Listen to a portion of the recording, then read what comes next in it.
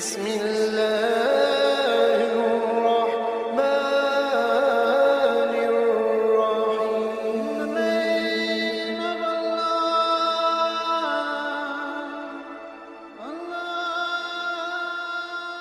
بسم اللہ الرحمن الرحیم۔ شروع اللہ کے نام سے جو بڑا مہربان اور نہایت رحم والا ہے۔ نمرود بادشاہ نے حضرت ابراہیم علیہ السلام کو زندہ جلانے کا فیصلہ کر لیا تھا۔ ایک بڑے میدان میں آگ بھڑکائی جا رہی تھی۔ دور دور سے جنگل کاٹ کر لکڑیاں لا کر اس آگ میں ڈالی جا رہی تھی۔ کئی ہفتوں کی محنت سے آگ بھڑک اٹھی۔ اس کے شعلے آسمان تک پہنچ رہے تھے۔ اس کا دھواں چاروں طرف پھیل کر لوگوں کو ہیبت زدہ کر رہا تھا۔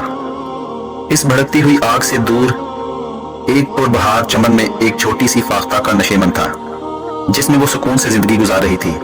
اس کے قریب ہی ایک الو کا گھونسلہ تھا، جو رات کو گشت کر کے دنیا جہان کی خبریں جمع کیا کرتا تھا۔ جب بھڑکتی ہوئی آگ کا دھواں فاختہ کے نشیمن تک پہنچا تو اس نے گھبرا کر الو سے پوچھا کہ یہ کیا ماجرا ہے؟ الو نے کہا، تم کو معلوم نہیں؟ ہمارے بادشاہ نے ابراہیم کو زندہ جلانے کے لیے آگ دہکائی ہے۔ فاختہ کا کلیجہ دھک سے رہ گیا۔ اس نے گھبرا کر پوچھا، کون ابراہیم؟ وہی خلیل اللہ؟ الو نے اپنی آنکھیں چمکا کر کہا، ہاں وہی ابراہیم۔ یہ خبر سن کر فاختہ بے اختیار رونے لگی۔ اس نے چیخ کر کہا، نہیں نہیں، ایسا نہیں ہو سکتا۔ اللہ کے دوست کو کوئی نہیں جلا سکتا۔ میں ایسا نہیں ہونے دوں گی۔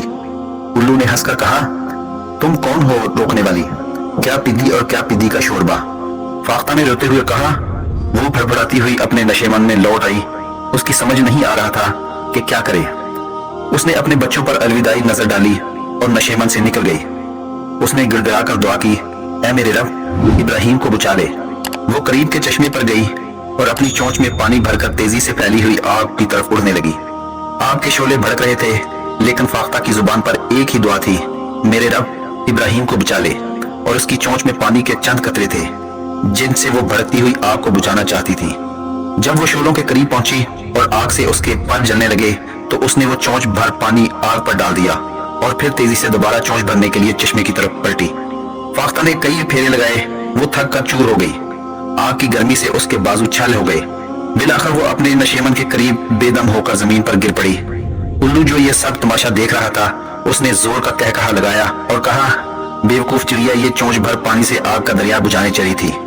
فاختہ نے چمک کر کہا، تم کیا جانو، میں نے اپنا انعام پا لیا۔